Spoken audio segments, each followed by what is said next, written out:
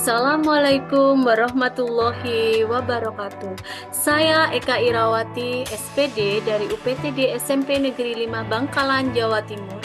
Kali ini saya akan memaparkan pembelajaran berbasis TIK atau pembatik tugas akhir level 3 2024.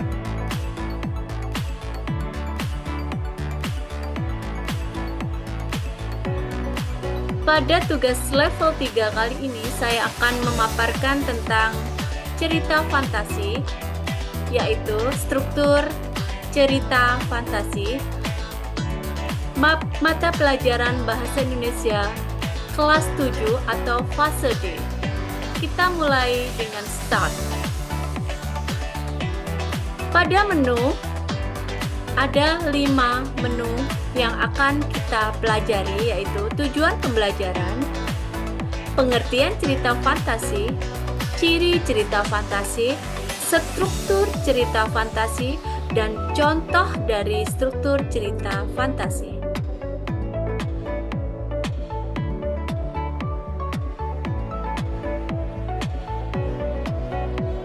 Tujuan pembelajaran kali ini yaitu peserta didik dapat mengidentifikasi struktur teks cerita fantasi yang dibaca dan didengar.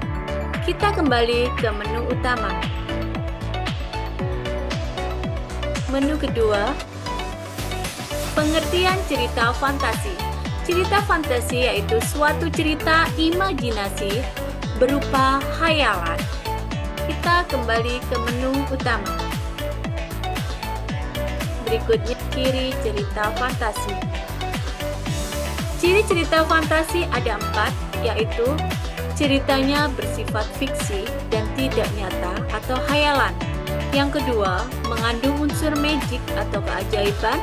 Yang ketiga, keunikan yang dimiliki tokoh seperti kekuatan super. Dan keempat, menggunakan berbagai latar lintas waktu dan ruang. Kita kembali ke menu utama. Menu struktur cerita fantasi. Struktur cerita fantasi ada 5. Yang pertama, orientasi. Yang kedua, perumitan masalah. Yang ketiga, komplikasi. Yang keempat, resolusi. Dan yang kelima, koda. Pada orientasi, berisi pengenalan tokoh dan latar. Untuk perumitan masalah, berisi munculnya sebuah masalah dalam cerita. Komplikasi berisi masalah mulai memuncak. Resolusi, masalah mulai menemukan jalan keluar. Dan terakhir, koda berisi ending dari cerita atau pesan moral, juga kesimpulan. Kita kembali ke menu utama. Menu terakhir yaitu contoh.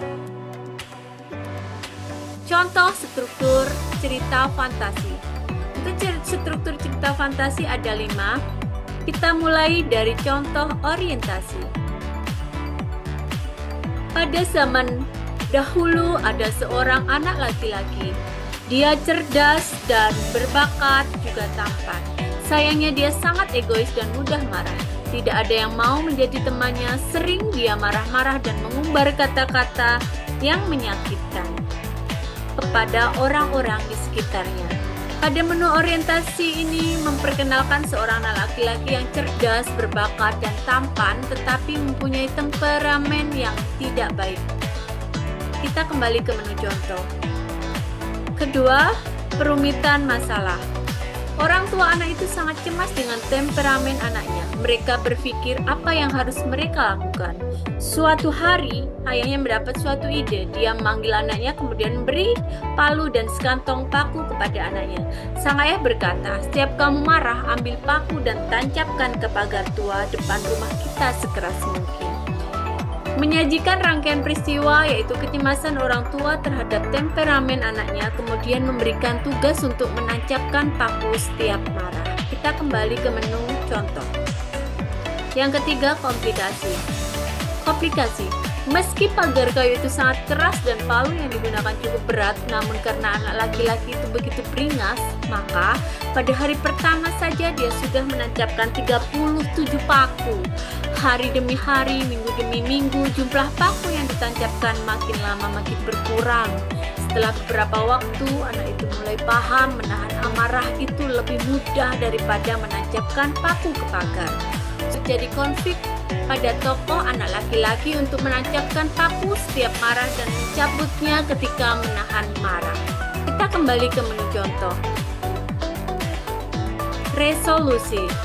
Sekian waktu berlalu, akhirnya sang anak bangga setelah semua paku tercabut hilang. Saat dia datang ke ayahnya dan menceritakan semuanya, dia menawarkan untuk merapikan dan merawat pagar. Solusi ini penyelesaian masalah, yakni menyadarkan tokoh tentang betapa pentingnya menahan amarah. Kembali ke menu contoh. Terakhir, koda.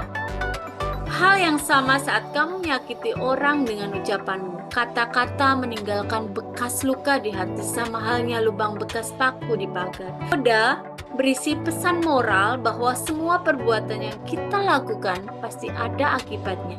Walaupun sikap itu kita lakukan untuk membuat diri kita senang, namun tetap akan berdampak. Kita kembali ke menu contoh. Dan contoh dari struktur cerita fantasi, kalian diharapkan dapat mengidentifikasikan struktur fantasi yang akan kalian baca di buku paket.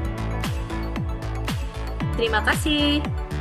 Wassalamualaikum warahmatullahi wabarakatuh.